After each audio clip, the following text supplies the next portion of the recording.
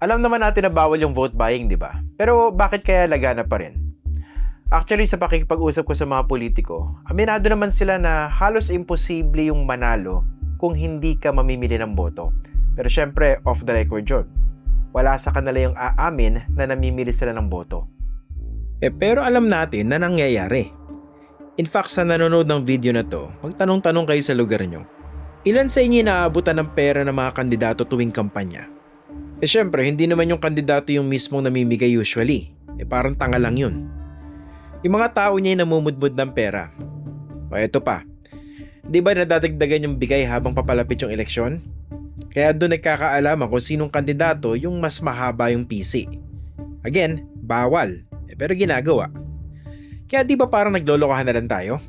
Matagal nang bawal yung mamili o magbenta ng boto. Nakasaad dyan sa Omnibus Election Code. 1985 pa yan. O tingnan nyo to. Actually, maski di pa aktual na nagbibigay. Maski offer o pangako pa lang kapalit ng pagboto o hindi pagboto sa isang kandidato, bawal. At hindi kailangan pera ha. Pwede ibang bagay. In short, mahigpit ang batas. Take note ha, bawal pareho yung mamili o magbenta ng boto. Bawal pareho yon. So sa tinagal-tagal ng batas na to, may naparusahan na ba? May mangilan-ngilan pero di hamak na mas konti ito kumpara dun sa bilang ng mga kandidato na gumagawa nito. In the first place, bakit pa kasi bawal yung vote buying? O obvious ba? Masama kasi to. The fact na namimili ng boto ang isang kandidato, red flag na agad to na di gagawa ng mabuti yan pag nasa pwesto na. For example, kunwari namudmud ng 2,000 pesos yung kandidato para sa bawat botante. Kung nasa 100,000 yung registered voters, that's 200 million pesos. Ang tanong, saan niya kinuha yung 200 million? Pwedeng galing sa campaign contributor. Pero kung ganon, sigurado magbabayad ng utang na loob yung kandidato pagdating ng araw. Ibig sabihin, gagawa siya ng mga desisyon na papabor sa mga donors niya na hindi necessarily makabubuti sa taong bayan. Kunwari, gusto magtayo ng project ng donor. Pero kapalit nito, matinding pagbaha sa lugar. Maraming mapipinsala. Pero tuloy pa rin kasi nga may utang na loob yung politiko. Pangalawa, sakaling galing naman sa bulsa ng kandidato yung malaking bahagi ng pinamili niya ng boto, paano niya babawiin to? Sigurado di sasapat yung legit na sweldo niya bilang halal na politiko.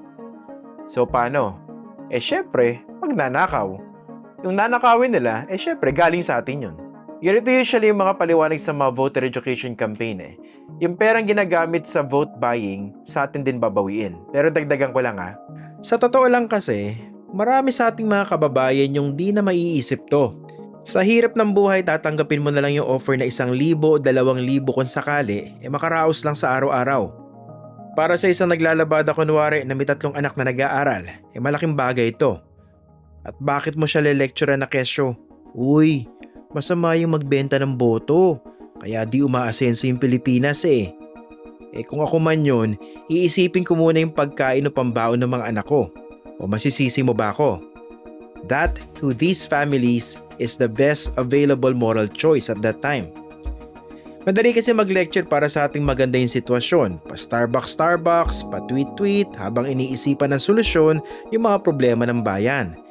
Marami sa ating mga kababayan, walang ganitong opsyon.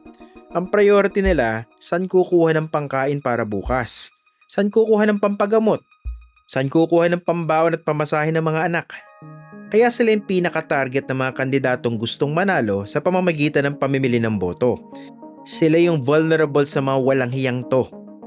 Kaya nga ang suggestion ko, mas mag-focus tayo dun sa mga kandidatong namimili ng boto. Alam niyo kung bakit? They should know better, but they are exploiting the weaknesses of our people. Yung kahinaan. Mas gusto nila, dependent sa kanila yung mga tao.